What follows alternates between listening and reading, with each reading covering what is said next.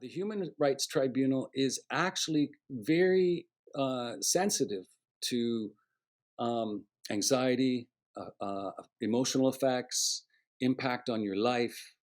And it wasn't very hard for all of us to explain how intense this whole period has been. And I'm sure students appreciate they're in the same boat too. Like any minute now, I might get kicked out, you know, and I'm going to be thrown back a whole year. And for us, it was, any minute now we could lose our paycheck and it might affect our mortgage. And if we've got kids, we can't afford to do that. And so that's partly why the Human Rights Tribunal is a good place to go, is because they recognize those kind of damages as harms. Okay, so they're interested in getting remedies on um, harassment, remedies for discrimination, remedies for attack on dignity. And Mm-hmm. so that's another advantage, is because all of us really have been seriously emotionally impacted, like as we all know, some worse than others, some very extreme mental health concerns. And so that's another advantage for the human rights route, is because we can articulate how badly the university's treatment of us has affected us. Okay.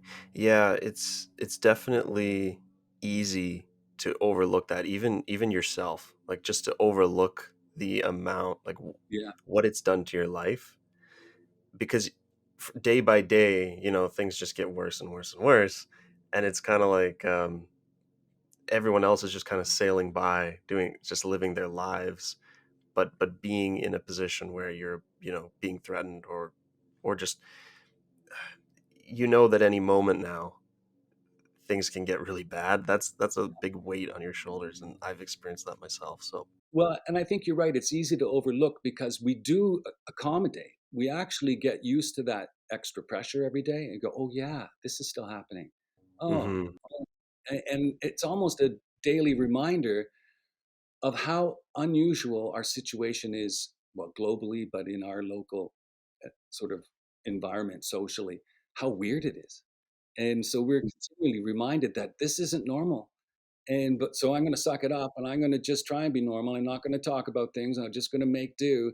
But then that starts to percolate away in your unconscious. That kind of repression eats away at you and can emerge as we know, can emerge in like sleep problems or emotional problems or even medical problems if you're repressing that over time. absolutely. So, just to get into your reasoning, so what do you think the university did that was wrong in your eyes, that you think is worthy of a human rights complaint? And I know you kind of touched on a little bit with the emotional Yeah. stress, but is there anything broader than that?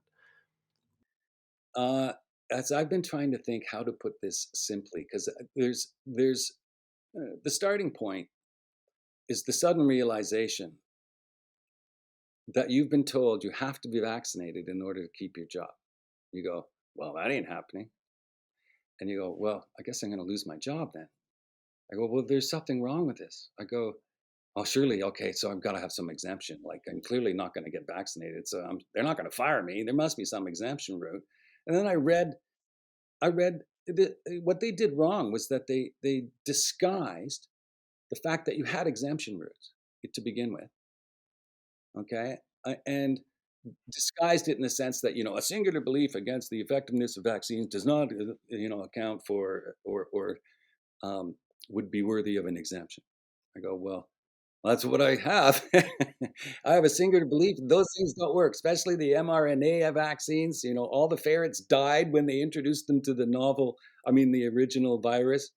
The research was pretty clear that those vaccines were dangerous. So what the university did wrong in the first place was to kind of minimize the likelihood that people would try to take exemptions.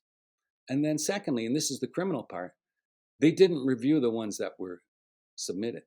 They were not actually read in most. Actually, I don't know. I guess I should be careful. But I have plenty of evidence that 20-page documents were denied within hours. So no one read them. Hmm. One mother told us in an interview, I wouldn't have believed it for myself unless I'd been there, but my daughter sent in the religious exemption request, and we were talking, and a reply came a few minutes later saying that it was denied.